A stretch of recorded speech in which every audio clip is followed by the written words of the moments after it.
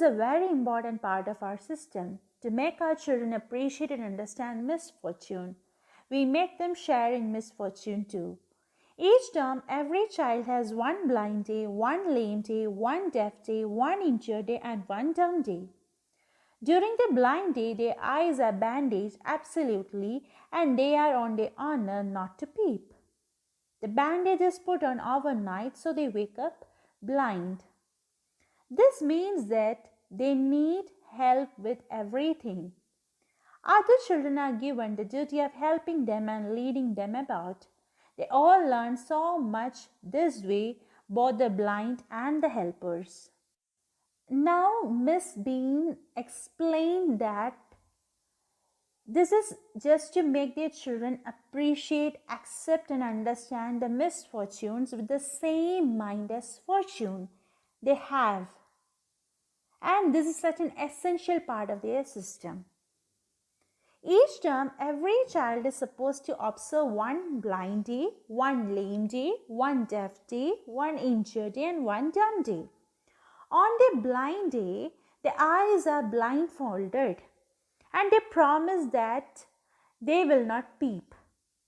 And this is done overnight, so they wake up in a blind-like condition and they get help for everything they do. Other children have the duty to help and guide them. This way, both the blind and the helpers learn a lot of things. There is no mystery about it, Miss Beam continued. Everyone is very kind and it is really something of a game. Before the day is over, though, even the most thoughtless child realizes what misfortune is. Miss Beam said that with this type of a game, even a very careless child, a thoughtless child means a careless child, learns to be responsible at the end of the day. The blind day is, of course, really the worst, but some of the children tell me that the dumb day is the most difficult. We cannot bandage a children's mouth, so they really have to exercise their willpower.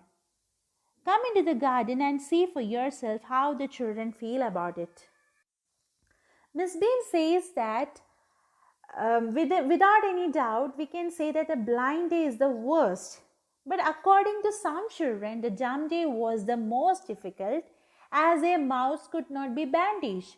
And the children had to use their willpower in that case. Then she took him to the garden to let him watch the children and their feelings himself. Miss Beam led me to one of the bandaged girls. Here is a gentleman come to talk to you, said Miss Beam, and left us. Now Miss Beam took the narrator to the bandaged girls, and after introducing to them, she left them. Don't you ever peep? I asked the girl. Oh no, she exclaimed. That would be cheating. But I had no idea it was so awful to be blind. You can't see a thing. You feel you are going to be hit by something every moment. It is such a relief just to sit down.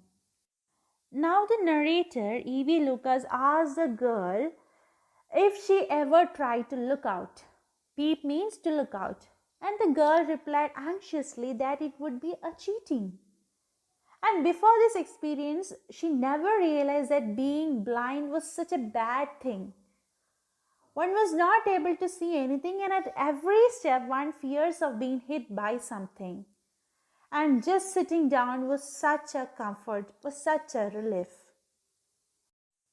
Are your helpers kind to you? I asked. Fairly, but they are not as careful as I shall be when it is my turn. Those that have been blind already are the best helpers.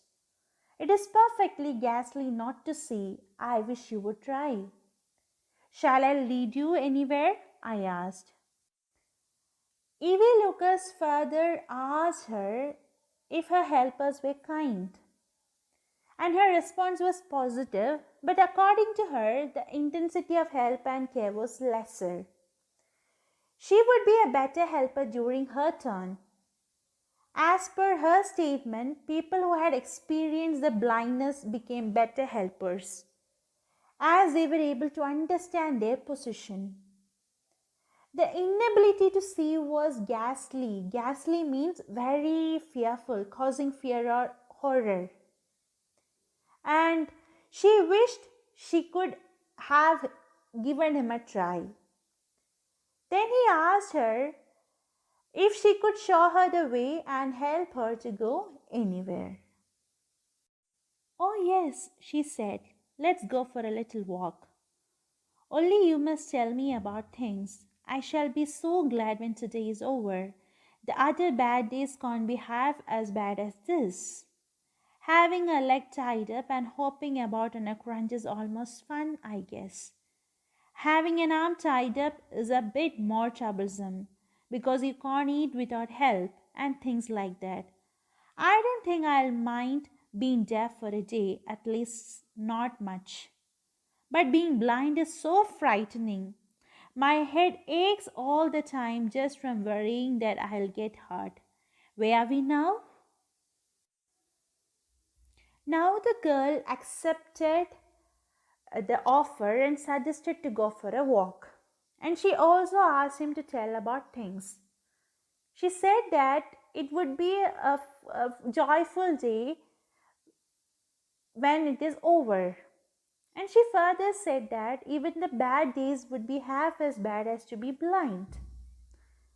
And in her opinion, other things were fun, like to have a leg tied up and jump on a support. Having an arm tied up was still annoying because it was difficult to eat without help and so on. And she said that she would not mind to be deaf for a day, but being blind actually scared her. And it troubles her mind with the fear that she would get hurt at any time, and it even makes her feel so much pain in her head.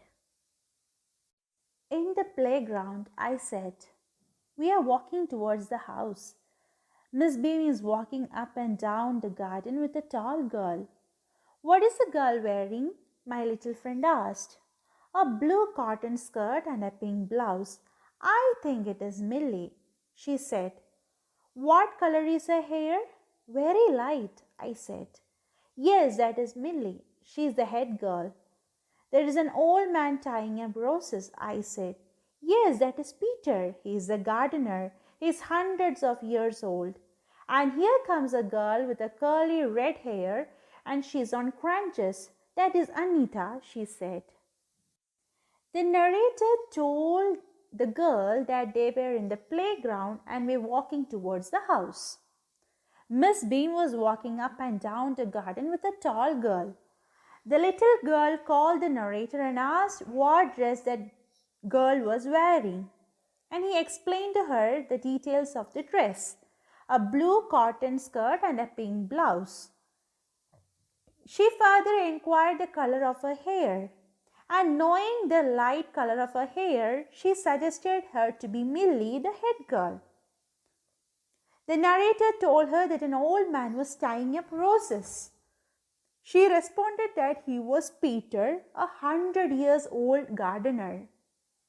Then a girl with curly red hair on crunches crossed, and she told that she was Anita.